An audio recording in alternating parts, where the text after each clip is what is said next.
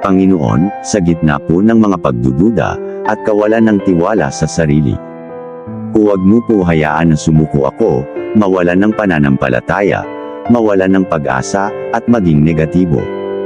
Bigyan mo po ako ng karunungan, at kumpiyansa na malaman ang aking mga kakayahan at talento. Gabayan mo po ako, sa bawat desisyon, at aksyon na aking gagawin. Palakasin mo po ang aking determinasyon, at paninindigan na gamitin ang aking mga biyaya, para sa iyong kaluwalhatian.